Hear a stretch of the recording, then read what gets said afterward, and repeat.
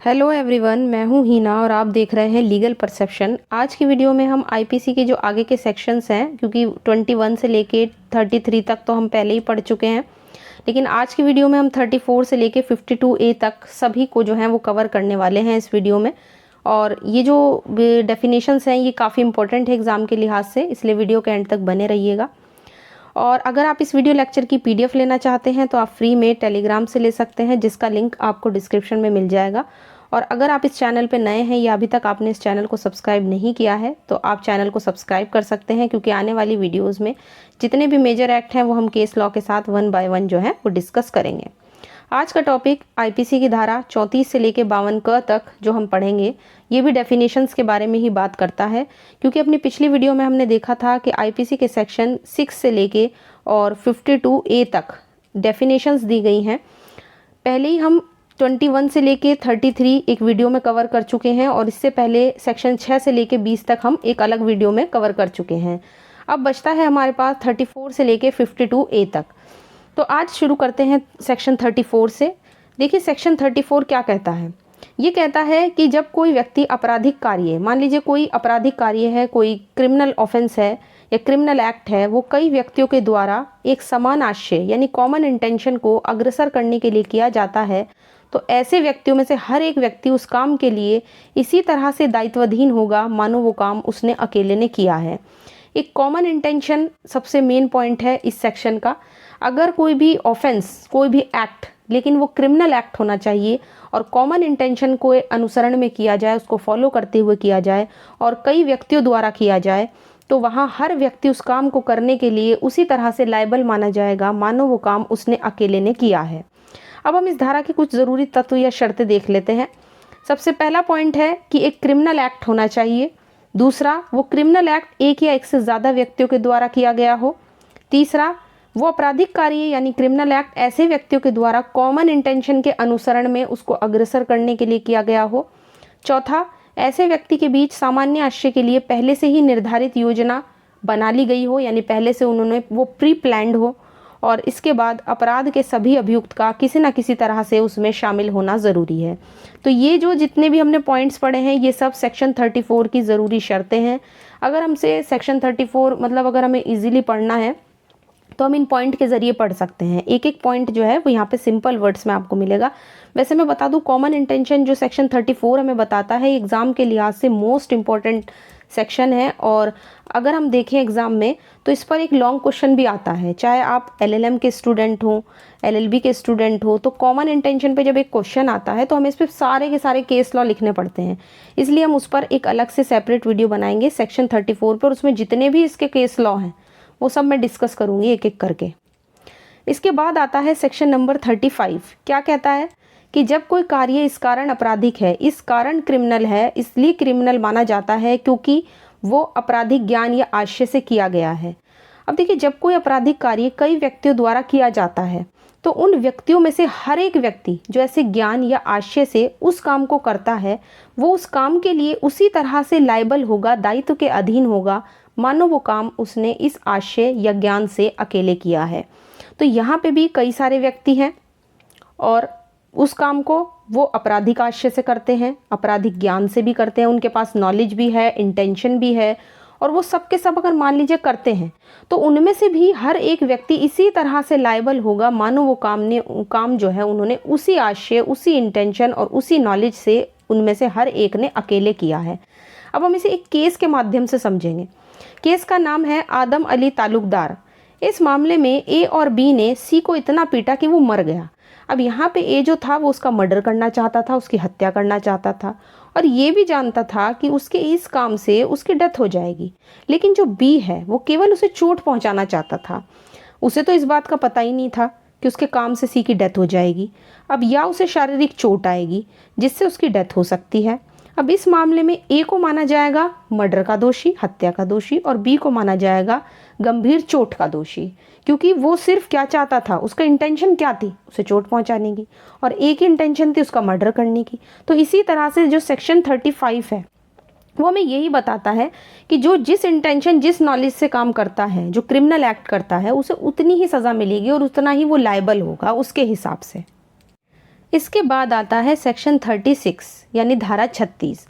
ये कहती है आंशिक रूप से कार्य के द्वारा और आंशिक रूप से लोप के द्वारा कारित परिणाम। लोप क्या होता है ये हम पढ़ चुके हैं, ठीक। लोप का मतलब होता है कोई भी ऐसा कार्य जिसे करना आपकी लीगल ड्यूटी होती है, आपका विधिक कर्तव्य होता है और आप उसे नहीं करते हैं तो वो माना जाएगा ओमिशन यानी कि लोप। और कार्य तो हम जानते ही हैं, कार्य का मतलब कार्य, लेकिन लोप का मतलब जो करना हमारी लीगल ड्यूटी थी और हमने उसे नहीं किया तो हम फिर भी दोषी होंगे आईपीसी में। तो कार्य द्वारा आंशिक रूप से अगर मान लीजिए कोई कार्य, कोई ऑफेंस, कोई अपराध आधा तो कार्य के द्वारा किया जाए और आधा लोप के द्वारा किया जाए तो उसको करना भी एक क्राइम, एक ऑफेंस ही होगा। क्या कहती है इस धारा के अनुसार, अगर कोई व्यक्ति आंशिक रूप से कार्य द्वारा आंशिक रूप से लोप द्वारा कोई परिणाम कारित करता है, वहाँ ये समझा जाएगा कि उस परिणाम का आंशिक कार्य द्वारा आंशिक लोप द्वारा किया जाना भी वही अपराध है। तो वहाँ भी अगर मान लीजिए कोई ऑफेंस आधा कार्य से बन रहा है, आधा आपका लोप से बन रहा है, तब भी वो ऑफेंस ही माना जाएगा। ऐसा नहीं है कि कार्य से वो ऑफेंस बन जाएगा या मात्र लोप से वो ऑफेंस बन जाएगा। तो ये सेक्शन ये कहता है, इसे एक दृष्टांत के माध्यम से समझ लेते हैं। ए जो बी को भोजन देने के लिए दायित्वाधीन है, ए की क्या लाइबिलिटी है कि वो बी को भोजन दे, है ना, उसे खाना दे। वो आंशिक रूप से बी को भोजन नहीं देता यानी कि लोप करता है वो, क्योंकि उसकी ड्यूटी थी, उसका दायित्व था। और आंशिक रूप से बी को पीटता भी है, तो इस इरादे से ताकि बी की डेथ हो जाए, बी जो है वो मर जाए।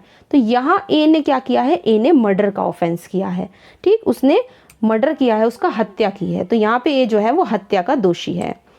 इसके बाद सेक्शन 37 क्या कहता है, किसी अपराध को गठित करने वाले कई कार्यों में से किसी एक को करके अगर कोई व्यक्ति किसी के साथ शामिल होकर सहयोग करता है किसी अपराध में तो वो उस अपराध को करता है। एक तरीके से ये सेक्शन सहयोग की बात करता है कि मान लीजिए अगर कोई व्यक्ति मान लीजिए कोई अपराध हो रहा है और उस अपराध में से उसने किसी भी एक काम को करके सहयोग दिया है तो वो भी ऐसा ही माना जाएगा कि उसने भी उसी ऑफेंस को किया है, उसी अपराध को किया है। अब हम इसे एक दृष्टांत के माध्यम से समझेंगे जो सेक्शन 37 का ही है। देखिए ए और बी क्या करते हैं, अलग अलग रूप में और अलग अलग समय पर सी को विष यानी कि जहर की छोटी छोटी मात्राएं देते हैं, थोड़ा थोड़ा जहर देते हैं ताकि, और क्या करते हैं, उसके मर्डर करने के लिए उसका दोनों सहमत हो जाते हैं। थोड़ा थोड़ा जहर देते हैं दोनों सी को ताकि वो मर जाए, दोनों में सहमति बनती है कि ठीक है हम ऐसा करेंगे। यहाँ पे ए और बी सी की हत्या के इरादे से, यानी उनकी इंटेंशन थी उसे मारने की, उस अपनी सहमति के अकॉर्डिंग सी को जहर दे देते हैं, ठीक है। सी क्या करता है, इस तरह विष की कई मात्राओं के प्रभाव से मर जाता है। अब ए और बी जो है वो हत्या करने के साक्ष्य सहयोग करते हैं, है ना, उनका इंटेंशन भी थी और उन्होंने सहयोग भी किया उसका मर्डर करने में, क्योंकि उनमें से हर एक ऐसा कार्य करता है जिससे उसकी डेथ हो गई। वे दोनों ही इस अपराध के दोषी हैं, भले ही उनके काम जो थे वो अलग अलग थे। तो सेक्शन जो आपका 37 है वो ये बताता है। अब इसका जो दूसरा दृष्टांत है वो देख लेते हैं। देखिए ए और बी दोनों जेलर हैं, अपनी हैसियत के हिसाब से 6-6 घंटे वाई का बारी बारी से संरक्षण करते हैं, उसको प्रोटेक्शन, मतलब उन्हीं के प्रोटेक्शन में एक तरीके से, और अपने काम के घंटों के दौरान वे वाई को भोजन देने का लोभ करते हैं, यानी कि उनका दायित्व था कि वो उसे खाना दे वाई को, लेकिन खाना नहीं देते, वो अपने जो लीगल ड्यूटी थी उनकी वो उसको पूरा नहीं करते, लोभ करते हैं उस चीज़ का। अब क्या हो जाए, ताकि वाई की डेथ हो जाए। अब वाई क्या होता है, भूख से मर जाता है क्योंकि उसे खाना नहीं मिलता। एक सुबह को खाना नहीं, मतलब 6-6 घंटे में रखते हैं, 6-6 घंटे उनका काम है उसके संरक्षण रखना उसको, लेकिन अपने अपने काम के घंटों के दौरान कोई भी उसे खाना नहीं देता, दोनों लोभ करते हैं। तो दोनों क्या होंगे जब वाई मर जाता है, ए और बी दोनों ही वाई की हत्या के दोषी हैं, दोनों दोषी हैं, ये सेक्शन ये बताता है। इसके बाद आता है सेक्शन 38 जो ये कहता है कि जहाँ कई व्यक्ति किसी आपराधिक कार्य को करने में लगे हुए हैं वहाँ वे उस काम के आधार पर विभिन्न अपराधों के दोषी हो सकते हैं। अब इस सेक्शन को हम एक दृष्टांत से, एक इलस्ट्रेशन से समझते हैं जो इसी सेक्शन में दिया गया है। एक गंभीर अचानक प्रकोपन की ऐसी स्थिति में, अब गंभीर अचानक प्रकोपन क्या होता है, गंभीर अचानक प्रकोपन का मतलब होता है किसी ने आपको उकसाया और अचानक से आप उकसाहट में किसी के साथ कोई क्राइम कमिट कर देते हैं तो उसे बोलते हैं गंभीर अचानक से प्रकोपित होना। तो ऐसी स्थिति में वो वाई पर अटैक करता है जो एक कल्पेबल होमिसाइड माना जाएगा, ना कि हत्या, मर्डर नहीं होगा। अब बी जो वाई से द्वेष रखता है, वाई का वध करने के लिए ए की मदद करता है, उसकी सहायता करता है। यहाँ वैसे तो ए और बी दोनों ही वाई की मृत्यु कारित करने में लगे हैं। यहाँ बी जो है वो हत्या का दोषी है और ए केवल कल्पेबल होमिसाइड यानी आपराधिक मानव वध का दोषी है। क्यों है? क्योंकि वो गंभीर अचानक प्रकोपन में, है ना, इसलिए वाई को मारता है, गंभीर अचानक प्रकोपन में उसे मारता है। और वाई जो उससे द्वेष रखता है वो हत्या का दोषी होगा और ए जो है वो कल्पेबल होमिसाइड का दोषी होगा। अब इसमें ही एक केस लॉ भी है। केस का नाम है भवानंद बनाम असम राज्य, 1977 का केस है। इस मामले में 3 अभियुक्तों ने एक व्यक्ति के ऊपर प्रहार किया, उस पर हमला किया। उसमें से दोनों में से जिस पर अपने हथियारों का जिन्होंने प्रयोग किया था, उससे ये स्पष्ट होता था कि उनका इरादा उस व्यक्ति की हत्या करना था, जबकि तीसरा व्यक्ति उसे केवल चोट पहुंचाना चाहता था, इसलिए उसने लाठी का प्रयोग नहीं किया। तो होता क्या है, यहाँ पे जजमेंट ये दिया गया कि जो 2 अभियुक्त थे वो हत्या के दोषी ठहराए गए और तीसरा सिर्फ 304 जो चोट का दोषी ठहराया गया, क्योंकि वो अपराध में केवल शामिल हुआ था। उसे इस बात की नॉलेज तो थी, ज्ञान तो था कि व्यक्ति पर किया जाने वाला जो हमला है, प्रहार है, वो उसकी मृत्यु कर सकता है, लेकिन उसका इंटेंशन नहीं था कि वो उसकी हत्या करे। तो क्योंकि उसकी इंटेंशन नहीं थी, उसे चोट का दोषी ठहराया और जो पहले वाले 2 अभियुक्त थे उन्हें हत्या का दोषी ठहराया। इसके बाद आता है सेक्शन 39 जो स्वेच्छा शब्द को परिभाषित करता है। आईपीसी में स्वेच्छा का मतलब है कि जब कोई व्यक्ति किसी परिणाम को स्वेच्छा कारित करता है, ये तब कहा जाता है जब वो उसे उन साधनों से कारित करता है जिनके द्वारा उसे करने का उसका इंटेंशन था और उन साधनों को काम में लाते समय वो जानता था या विश्वास का कारण रखता था कि उनसे उस काम का कारित होने की संभावना है। साधारण शब्दों में स्वेच्छा से कार्य का मतलब है कोई कार्य जो इंटेंशनली आशयपूर्वक किया गया हो या जानते हुए किया गया हो, तब उसे कहा जाएगा कि वो काम स्वेच्छा किया गया है। अब हम इसी सेक्शन का एक दृष्टांत देख लेते हैं जिसमें क्या बताया गया है कि ये मान लीजिए एक लूट के लिए एक बड़े नगर में एक घर को रात में आग लगा देता है। इस तरह से एक व्यक्ति की वहाँ पर मौत हो जाती है जलकर। अब यहाँ ए का जो इंटेंशन था वो भले ही उसकी मृत्यु कारित करने का ना रहा हो, वो उसे मारना ना चाहता हो, वो दुखी भी हो इस बात से, तो उसके काम से मृत्यु तो कारित हो ही गई, तो भी वो ये जानता था कि उसके काम की संभावना तो है ना, जो वो काम कर रहा है आग लगाने का, उससे उसे पॉसिबिलिटी तो थी, संभावना तो थी ना कि उससे किसी व्यक्ति की डेथ हो सकती है, उसका काम मृत्यु कारित कर देगा, उसे इसकी भी संभावना थी, तो उसने वो काम स्वेच्छा किया है, ये माना जाएगा। तो ये जो दृष्टांत है ये इस बात को क्लियर कर देता है कि स्वेच्छा कार्य किसे कहेंगे। इसके बाद आता है सेक्शन 40 जो सबसे ज़्यादा टफ सेक्शन माना जाता है। जो आपकी डेफिनेशन का जो सेक्शन है वो सबसे टफ सेक्शन जो है ये माना जाता है सारे डेफिनेशन के सेक्शंस में। सेक्शन 40 को समझना थोड़ा पेचीदा है, जहाँ पे हम उसे क्लियर शब्दों में समझने की कोशिश करेंगे। सेक्शन 40 जो अपराध को डिफाइन करता है, अपराध की परिभाषा देता है। ये धारा सबसे पहले हमें पता होनी चाहिए कि 3 खंड में विभाजित है। इसके मतलब 1 2 3 करके मतलब एक तरीके से 3 खंड दिए हुए हैं और हर भाग में जो अपराध शब्द का अर्थ है वो अलग अलग है ना। 3 खंड दिए गए हैं, तीनों में अपराध का डेफिनेशन जो है, अपराध का जो मतलब है वो अलग अलग है। पहला खंड क्या कहता है? पहला खंड कहता है कि इस धारा के खंड 2 और 3 में दिए गए अध्याय और धारा के सिवाय अपराध शब्द इस संहिता के द्वारा दंडित की गई किसी बात का घोतक है। आईपीसी के खंड 1 ये कहता है कि जहां कहीं भी अपराध शब्द का प्रयोग खंड 2 में या खंड 3 में दिए गए अध्याय या धाराओं के अलावा किया जाता है, वहाँ वह अपराध माना जाएगा जिसे भारतीय दंड संहिता में दंडनीय बताया गया हो, चाहे दंड कितना भी क्यों ना हो। ठीक, तो पहली चीज़ ये क्लियर हुई। दूसरा पॉइंट इसका क्या कहता है? अब इसका खंड 2 देख लीजिए, कौन से अध्याय और कौन सी धाराएं बताई गई हैं। तो 2 अध्याय की जिसकी बात की गई है वो है अध्याय 4 और एक है अध्याय 5A।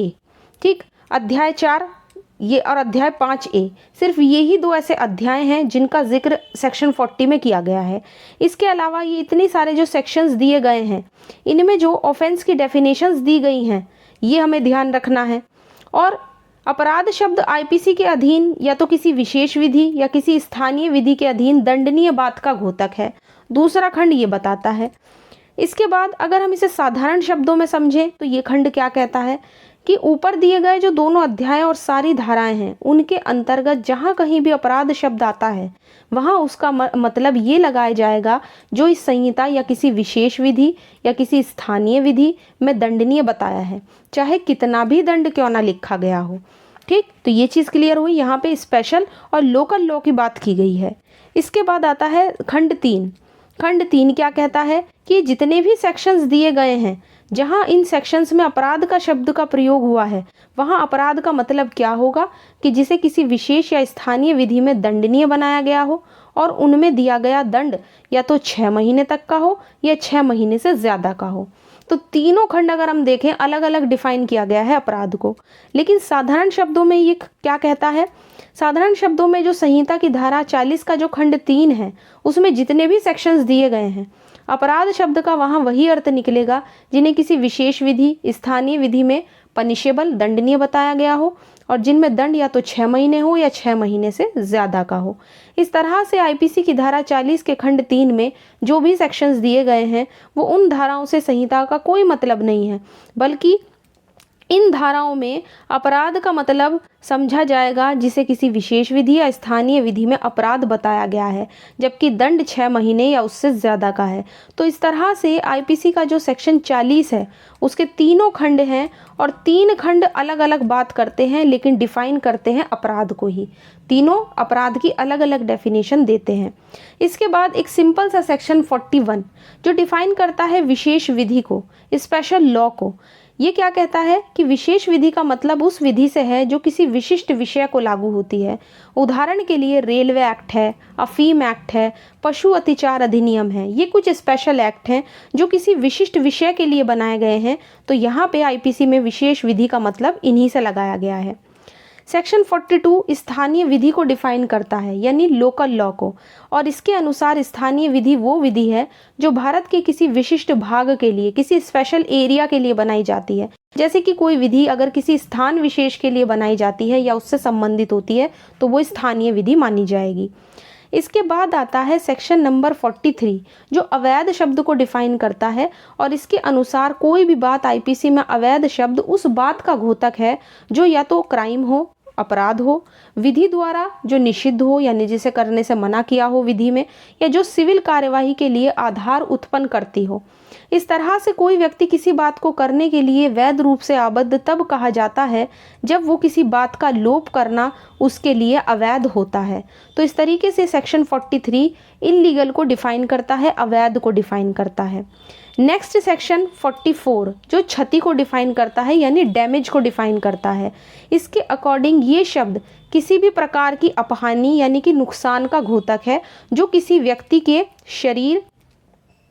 शरीर को, संपत्ति यानी प्रॉपर्टी को, उसकी ख्याति को और साथ ही उसके मन को अवैध रूप से कारित की गई हो। तो 4 प्रकार की क्षतियाँ जो है सेक्शन 44 में दी गई है, शरीर, मन, ख्याति और संपत्ति, और इन्हें अवैध रूप से अगर कारित किया गया है इनको तो माना जाएगा कि उस व्यक्ति को क्षति पहुंचाई गई है। सेक्शन 45 जीवन को डिफाइन करता है। इसके अनुसार जीवन शब्द मानव जीवन का घोतक है, यानी किसी जानवर या किसी पशु के जीवन से नहीं, मनुष्य के जीवन से यहाँ पर जीवन का मतलब लगाया गया है। इसके बाद सेक्शन 46 मृत्यु को डिफाइन करता है। यहाँ भी मृत्यु शब्द मानव की मृत्यु का प्रतीक है, ना कि किसी पशु का या पक्षी का। तो अगर कहीं पर मृत्यु शब्द है तो इसका मतलब वो मनुष्य की मृत्यु के बारे में बात की जा रही है। सेक्शन 47 जीव जंतु को डिफाइन करता है। इसके अनुसार जीव जंतु शब्द मानव से भिन्न, अब देखिए यहाँ पे मानव की बात नहीं हुई है, बल्कि मानव से भिन्न किसी जीवधारी का प्रतीक या घोतक है।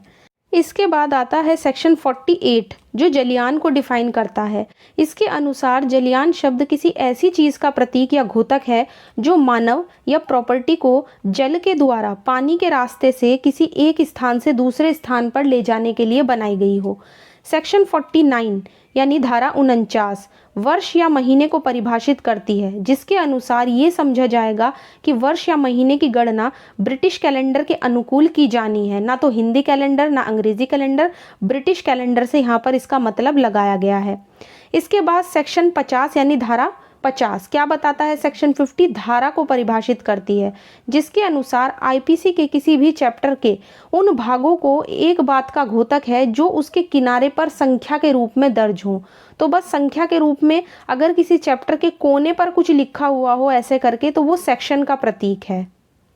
इसके बाद सेक्शन 51 यानी धारा 51 जो शपथ को परिभाषित करती है, जिसके अनुसार शपथ का मतलब है किसी ऐसी घोषणा से है जिसको किसी पब्लिक सर्वेंट यानी लोक सेवक के सामने या न्यायालय के सामने सबूत के उपयोग के लिए किया जाना हो, यानी कोर्ट के सामने या लोक सेवक के सामने या सबूत के रूप में जिसका यूज़ किया जाए उसे हम शपथ कहेंगे, शपथ खाना। ठीक, तो यहाँ पे घोषणा से उसका मतलब लगाया गया है।